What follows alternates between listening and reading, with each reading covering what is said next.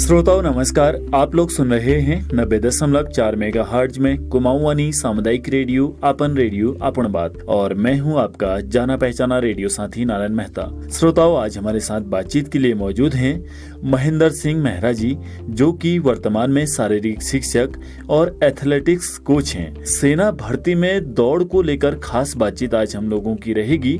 तो सर, सबसे पहले आपका स्वागत है हमारे इस खास बातचीत कार्यक्रम में। नमस्कार नारायण जी, रेडियो कुमाऊनी सुनने वाले सभी श्रोताओं को मेरा हार्दिक नमस्कार जी। तो सर, सबसे पहले जानते हैं आपसे कि सेना भर्ती हेतु दौड़ को लेकर आपकी क्या राय है। सेना भर्ती में फिजिकल की बात आपने की। सेना भर्ती में हम फिजिकल की बात जहां करें तो सेना भर्ती का फिजिकल 100 अंकों का होता है। अगर हम 100 में से 100 नंबर फिजिकल में लाना चाहते हैं तो उसमें दो चीज़ें मुख्यतया होती हैं। नंबर बेस की जो चीज़ें होती हैं, पहला होता है दौड़ जो 60 अंक की होती है, दूसरा होता है बिम जो 40 अंक की होती है। और आज हमको आपने विषय दिया है कि हम दौड़ को लेकर के बात कर रहे हैं जी। तो सेना भर्ती में जो दौड़ होती है वो 400 मीटर के ट्रैक पर होती है और 400 मीटर के ट्रैक के 4 राउंड एक अभ्यर्थी को लगाने पड़ते हैं। और सबसे खास बात ये होती है कि यह दौड़ को अभ्यर्थी को निश्चित समय के हिसाब से पूरा करना होता है जी। तो सर, बात करें, खासकर आपने कहा कि सेना भर्ती में जो मुख्य रूप से फिजिकल में देखने को मिलती है वो होती है दौड़। और दौड़ में जैसे आपने हमें अभी अंक डिवाइड करे, यानी कि बताया कि जो आर्मी में फिजिकल होता है वो 100 अंक का, जिसमें 60 अंक की दौड़ होती है। तो अगर मैं 60 में से 60 अंक प्राप्त करना चाहता हूँ तो मुझे कैसे तैयारी करनी होगी। हमें जो आर्मी की दौड़ की जो विशेष खासियत होती है, यह दौड़ टाइम बेस की होती है जी। वैसे तो 1600 मीटर की दौड़ को एथलेटिक्स के हिसाब से मध्यम गति की दौड़ों में रखा गया है, लेकिन यहाँ पर यह दौड़ मध्यम गति की दौड़ के साथ साथ टाइम बेस्ड की फास्ट दौड़ कहलाती है, कंपटीशन की दौड़ कहलाती है। तो हमें 5 मिनट 30 सेकंड में इस दौड़ को पूरा करना होता है। अगर हम ठीक समय में दौड़ को पूरा करते हैं तो हमें 60 में से 60 अंक मिल जाते हैं। अगर हम 5 मिनट 30 सेकंड में दौड़ पूरा करते हैं तो 60 में से 60 नंबर मिले। अगर हम 5 मिनट 30 सेकंड से ऊपर चले जाते हैं, 5 मिनट 31 सेकंड हमको हो जाता है, तो हमारे नंबर कम हो जाते हैं, हम सेकंड ग्रुप में आ जाते हैं, हमको 48 या 45 नंबर ही मिल पाते हैं। अब हमारी चुनौती होती है कि हम इस दौड़ को 5 मिनट 30 सेकंड से पहले कैसे पूरा करें। जी। तो सर, बात आती है एक नए अभ्यर्थी की, क्योंकि कई युवा ऐसे हैं जो पहली बार सेना भर्ती में भाग लेते हैं। तो उनको कैसी शुरुआत करनी चाहिए प्रारंभ में, और क्या उनके अंदर एक संकल्प होना चाहिए उस ग्राउंड में। देखिए नारायण जी, जो सेना भर्ती की दौड़ होती है उसकी तैयारी हमें खेल मनोविज्ञान के हिसाब से करनी होगी जी। कि प्रार्थी को मैं 4 बातें आपको बता रहा हूँ, उन बातों को ध्यान में रख करके, उन बातों को संकल्पित कर करके, उन बातों को गांठ बांध करके काम करना पड़ेगा। नंबर 1, समय को लेकर के अनुशासित रहना है, क्योंकि आर्मी डिसिप्लिन का गेम है, वैसे भी डिसिप्लिन का क्षेत्र है, अपने डिसिप्लिन के लिए विख्यात है। दूसरा, लगातारता का सिद्धांत अपनाएं प्रैक्टिस के दौरान। तीसरा, अभ्यास का सिद्धांत अपनाएं। चौथा, अपने इरादे मजबूत रखें, लक्ष्य बनाकर रखें कि मैंने आर्मी की दौड़ को कंप्लीट करना है, मैंने आर्मी में भर्ती होना है, इस उद्देश्य को लेकर के। तो सर, बात आती है, क्योंकि ये तो हमारे जब हम ग्राउंड में रहते हैं और अंकों को ध्यान रखना है और क्या संकल्प लेना है, लेकिन कई सारे युवा हमारे आसपास हमें हमेशा देखते हैं कि वो अभ्यासरत रहते हैं। लेकिन अगर सही मायने में देखा जाए तो हमें आर्मी भर्ती के लिए अगर तैयारी करनी है तो लगभग एक दिन में कितना समय देना चाहिए। देखिए, अभ्यर्थी अगर एक टारगेट के हिसाब से दौड़ रहा है, उसने अपना लक्ष्य बना लिया है, तो उसको स्टार्टिंग उसको पहले दिन वो खाली वॉक करने जाए, धीरे धीरे वो दौड़े। पहले वो 500 मीटर दौड़े, 1 किलोमीटर दौड़े, 1.5 किलोमीटर तक दौड़े। तो वो जो टाइम वाली बात आपने कही, टाइम कम से कम 2 घंटा और अधिक से अधिक 3 घंटा, 1 से 1.5 घंटा सुबह, 1 से 1.5 घंटा शाम को। और अपने हौसले, अपने इरादे को मजबूत रखना है, इसी तरीके से उसको सुबह शाम दौड़ लगानी है। जी। तो सर, बात आती है, क्योंकि अभ्यास जहां बात आती है तो सिर्फ दौड़ना ही अभ्यास नहीं है, तो सामान्य एक्सरसाइज के अलावा और क्या विशेष एक्सरसाइज होगी जिससे जो हमारे युवा हैं उनको विशेष फायदा मिलेगा। देखिए, सर्वप्रथम किसी भी खेल एक्टिविटी को करने से पूर्व हमें शरीर को वार्म अप करना होता है जी। शरीर को गर्म करना होता है। दौड़ों के लिए शरीर को तैयार करना होता है, शरीर में हलचल पैदा करनी होती है, बॉडी को रनिंग के लिए एक्टिव करना होता है, तो इसे कहते हैं वार्म अप। हम वार्म अप में क्या क्या करें? वार्म अप में हमको अपने पाँव के पंजों या अंगुलियों से लेकर के एड़ी होते हुए घुटने से लेकर के कमर, और उसके बाद चेस्ट, उसके बाद हाथ, उसके बाद गले और सिर तक के व्यायाम करने हैं। सारे अंगों को हमको एक्टिव करना है एक एक करके। तो इसमें छोटी छोटी एक्सरसाइजें आती हैं, जैसे वॉकिंग जॉगिंग करें। वॉकिंग जॉगिंग का मतलब हम चलते चलते व्यायाम करें, और उसके बाद रन, एक जगह जंप करें, हम रनिंग ऑन द स्पॉट, अपने जगह एक ही जगह जैसे कदम ताल करते थे वहीं पे खड़े रहें और रनिंग भी करते रहें, जंप भी करते रहें। रनिंग करते करते रनिंग करें, रनिंग ऑन द स्पॉट, और जंप ऑन द स्पॉट, उस जगह पर जंप करें, रनिंग करें पहले जंप करें। और इसके अलावा जैसे घुटनों को रोटेट करना है, कमर को रोटेट करना है, और हिप को रोटेट करना है, हैंड रोटेशन फॉरवर्ड, हाथों को आगे की तरफ घुमाना है, हैंड रोटेशन बैकवर्ड, हाथों को पीछे की तरफ घुमाना है, और आगे पीछे की तरफ बेंड होना है, फॉरवर्ड बैकवर्ड बेंडिंग करनी है, शरीर को बेंड भी करना है। और अल्टरनेट झुक करके दाएं हाथ से हमको बाएं पैर को छूना है, और बाएं हाथ से दाएं पैर को छूते हुए एक हमारी गर्दन आसमान की तरफ जाएगी। अल्टरनेट टो टच कहेंगे, हम एक हाथ से दूसरे पाँव के टो को टच करेंगे। ये व्यायाम कर सकते हैं। हाफ लेंजिंग कर सकते हैं हम शरीर में लोच लाने के लिए, फुल लेंजिंग कर सकते हैं, होपिंग कर सकते हैं, क्रॉस लग जंप कर सकते हैं, हम दाएं वाले पाँव से ऊपर की तरफ ऐसे जंप कर सकते हैं। ये जो समय रहेगा, ये बहुत सामान्य एक्सरसाइज है। दौड़ के लिए जो एक्सरसाइज होती हैं वो रनिंग 1600 मीटर की जो रनिंग के लिए एक्सरसाइज होंगी वो विशेष एक्सरसाइज अलग होंगी, लेकिन ये जो सामान्य दौड़ के लिए हम तैयारी कर रहे हैं, ये जो है सामान्य एक्सरसाइज हैं। इन क्रियाओं को सामान्य वार्म अप में हम देंगे, और इसके लिए अधिकतम हम 5 मिनट का समय देंगे। बिल्कुल, यानी कि कह सकते हैं कि दौड़ के साथ साथ ये अभ्यास भी करना जरूरी है, ताकि अगर जब तक हमारा शरीर हर तरीके से स्फूर्तिवान न हो तो शायद शरीर या दिमाग नहीं कहता कि आप दौड़ के लिए तैयार हैं। लेकिन एक चीज़ होती है, कई बार हमने अपने युवाओं से कहते हुए सुना है, और हमने खुद भी ये चीज़ महसूस की है कि जब भी हम थोड़ा सा दौड़ लगाते हैं उसके बाद एकदम से हमारी सांस फूल जाती है, और साथ ही साथ शरीर में बहुत ज़्यादा थकान यानी कि दर्द सा महसूस होता है, और जो पाँव होते हैं वो एकदम से भर जैसे जाते हैं। तो सर, इसका कुछ समाधान अगर है तो ज़रूर बताएं। देखिए नारायण जी, थकान जो है स्वाभाविक है। अगर हम थकान एक मैनुअली एक साइकोलॉजिकल प्रॉब्लम भी है।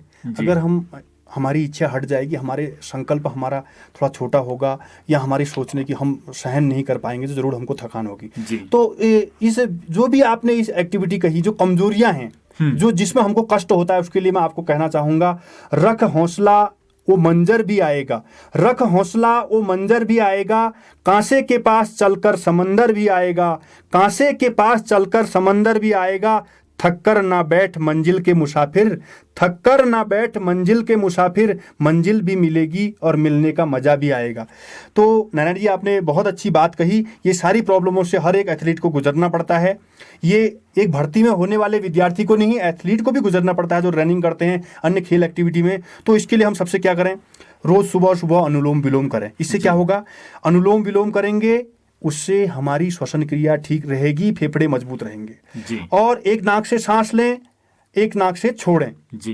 कपालभाति, अनुलोम विलोम, और ये एक्टिविटी जो भी है, योगा की 2 एक्टिविटी करें। ये हम सुबह सुबह भी कर सकते हैं, ये हम ग्राउंड में जाने से आधा घंटा 15 मिनट पहले भी कर सकते हैं। और इस क्रिया शरीर में ऑक्सीजन पर्याप्त मात्रा में रहेगी। तीसरा, एक मैं आपको और चीज बताऊं, अगर आपके पास चुकंदर कहीं उपलब्ध है जी, बीट जिसको बोलते हैं, बीट का जूस अगर आप लेते हैं, तो ये सारी कमजोरियों में, ये सांस की समस्या में, फेफड़े की समस्या में बहुत कामयाब होता है, और वो शरीर को स्फूर्ति प्रदान करेगा।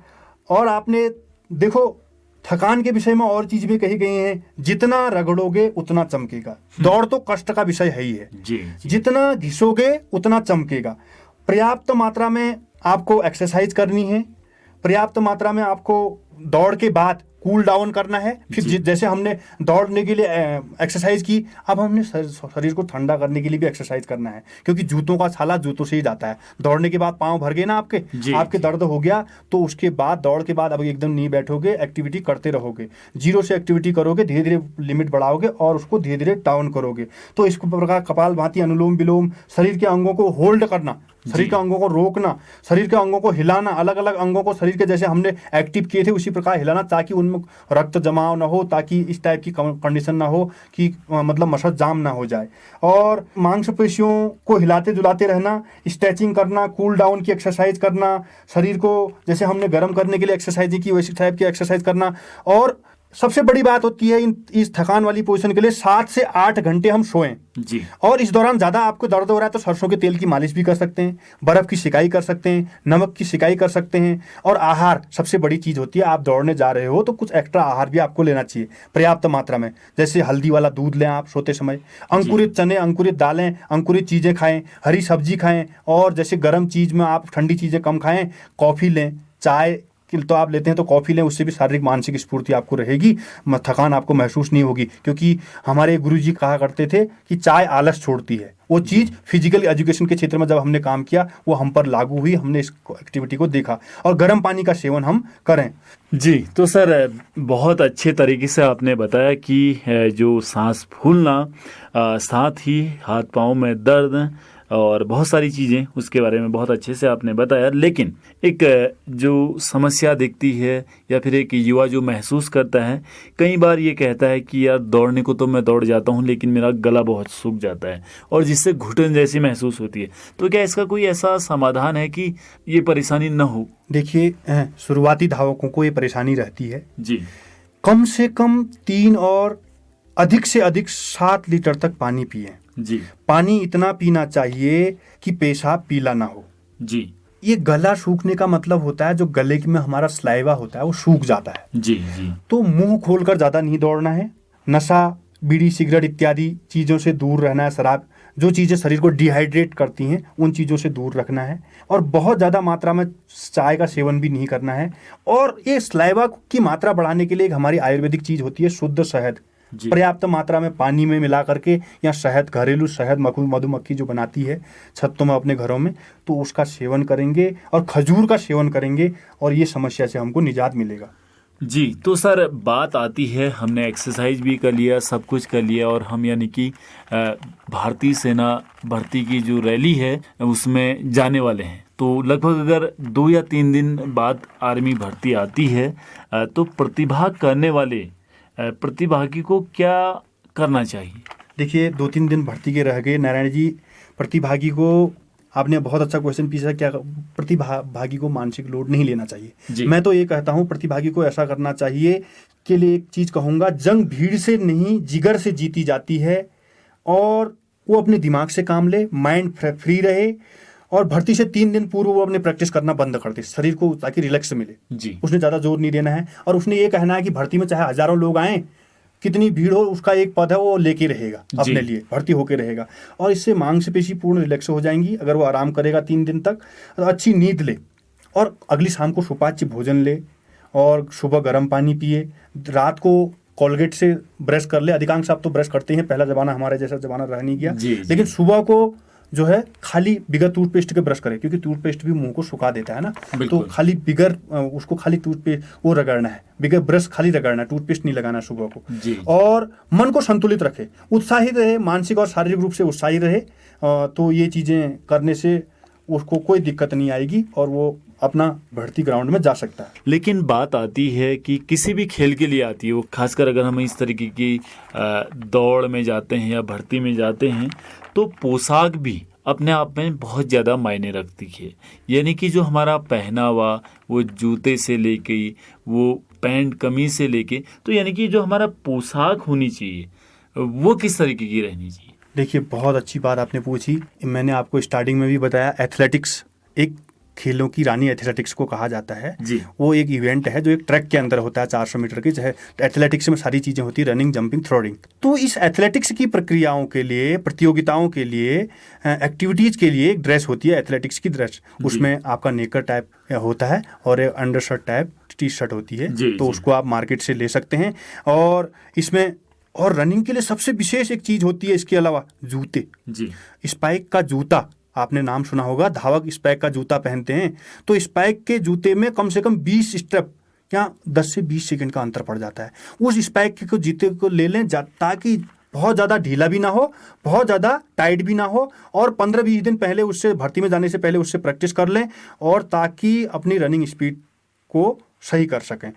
एक तीसरी चीज़ आती है, दौड़ में एक सपोर्टर की आवश्यकता पड़ती है। जी। सपोर्टर की आवश्यकता पड़ती है। सपोर्टर या लंगोट एथलीट ज़रूर पहने ताकि उसको कोई इस टाइप की इंजरीज होने की संभावना ना रहे, और सपोर्ट भी व्यवस्थित तरीके से पहने, क्योंकि सपोर्ट अगर और लंगोट अगर गलत तरीके से पहनी जाती है तो गुप्तांगों में दिक्कत होने की संभावना ज़्यादा रहती है। उसमें क्या करे कि उसके जो सही जो उसका शेड्यूल है उस तरह से वो सपोर्टर को सुव्यवस्थित रूप से पहने। सर, अंत में जाते जाते आपसे यही जानना चाहेंगे कि आप जो हमारे युवा श्रोता हैं, खासकर जो भारतीय सेना के लिए तैयारी कर रहे हैं, तो उन्हें क्या कहना चाहेंगे? मैं उनको, युवाओं को करना चाहूँगा कि वो तन मन धन से तैयारी करे और मोटिवेट रहे। सबसे पहली बात, अगर मैं एक टिप्स आप युवाओं को देना चाहूँगा, अगर वो भर्ती ग्राउंड में चला गया है युवा, जी, भर्ती में है 10-15 मिनट पहले जो एक्टिविटीज़ हैं उसको वो एक्सरसाइज कर ले, अगर उसको टाइम मिलता है, शरीर को वार्म अप कर ले जी। और उसके बाद कोशिश ये करे कि वो फर्स्ट लाइन में खड़ा रहे या फर्स्ट वाले आगे की तरफ खड़ा रहे ट्रैक पर। जी। आगे की तरफ खड़ा रहेगा तो 10 से 20 सेकंड का अंतर रहेगा, और आगे की तरफ खड़ा रहने के बाद और प्रैक्टिस के दौरान भी इस बात का ध्यान रखे कि 1 से 5 जी 1 मिनट 5 सेकंड के अंदर उसका पहला राउंड पूरा हो जाना चाहिए ट्रैक का जी। दूसरा राउंड उसका 1 मिनट 10 सेकंड तक जाना चाहिए जी। और तीसरा राउंड उसका 1 मिनट 20 सेकंड या 1 मिनट 15 सेकंड, चौथा राउंड 1 मिनट 15 सेकंड 20 सेकंड ऐसा उसका जाना चाहिए। और कदम से कदम मिला करके उसको चलना है, पीछे की तरफ उसको बिल्कुल नहीं देखना है, आगे खड़ा रहना है। और दूसरी चीज, आगे वाले को, धावक को जब वो काटे ना तो वो दाहिनी तरफ से काटे, खड़ा बाईं तरफ रहे, बाईं तरफ से काटने की कोशिश ना करे, दाहिनी तरफ से काटे और स्ट्रेट लाइन में काटे। ट्रैक घुमावदार होता है, जहाँ घुमाव हो वहाँ नहीं काटे, और जहाँ बिल्कुल मैदान वाली जगह हो वहाँ काटे। 3 राउंड तक वो, कम से कम तीसरे राउंड तक उसको 10 से 15 कदम ही दूर रहना चाहिए अपने आगे वाले से जी। और जी। तीसरा राउंड जैसे ही पूरा होकर के चौथा शुरू होता है तो उसने फिर काटना शुरू कर देना चाहिए लोगों को, जो उसके साथ दौड़ने वाले लोग हैं। अलर्ट रहे, 50 मीटर तक जो है तेज दौड़े, फिर उसके बाद नियमानुसार दौड़े, नियमानुसार रनिंग करे। और मैं ये कहना चाहूँगा रनिंग को लेकर के, रनिंग जो है एक विशेष चीज़ रनिंग की यह है कि रनिंग एकमात्र दौड़ के लिए ही नहीं है, खाली दौड़ने के लिए ही नहीं है। अगर आप सुव्यवस्थित रूप से रनिंग करते हो, पूरा शरीर आपका स्वस्थ रहेगा और उससे आपकी उम्र भी बढ़ेगी। आप 1 घंटा दौड़ते हैं तो आपकी उम्र 1 घंटा बढ़ती है जी। तो बहुत अच्छी जानकारी सर आपने हमारे युवाओं के लिए दी, खासकर जो भारतीय सेना में अपने आप को देखना चाहते हैं, और कई बारीकियां आपने खासकर दौड़ को लेके हमारे श्रोताओं को बताई कि दौड़ना इतना आसान नहीं है और इतना मुश्किल भी नहीं है। लेकिन अगर शायद आपने जो टिप्स हमारे श्रोताओं को बताए, खासकर जो भारतीय सेना में अपने आप को देखना चाहते हैं, तो जरूर यह मददगार होगा। अंत में जाते जाते आपसे एक बार पुनः हार्दिक नमस्कार। नमस्कार।